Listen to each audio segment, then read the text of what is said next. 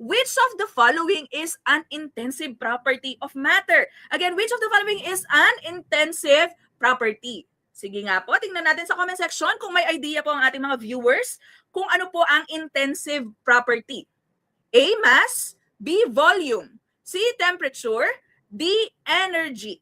Ang tamang sagot ay letter C, temperature. Okay? Temperature po ang sagot. Bakit po temperature?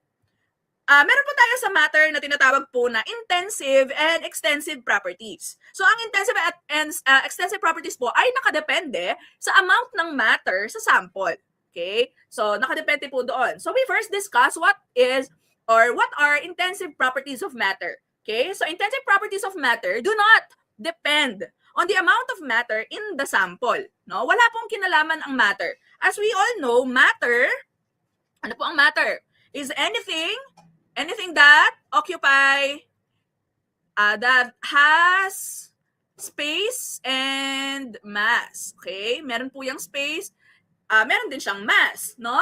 So, pag intensive property po, they do not depend on space and mass. Kasi yun po yung ibig sabihin ng matter, no?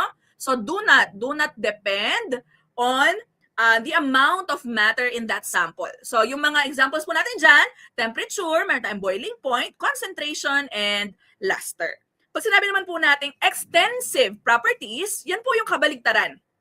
Siyempre, ng intensive properties. Okay? So, extensive properties, that depends naman on how much matter a sample contains. No? Gaano po ba yung karami yung amount of matter doon po sa sample na yon. So, extensive properties of matter, again, depends on how much matter is present in that object. So, ang example po natin dyan ay weight, length, volume, and entropy.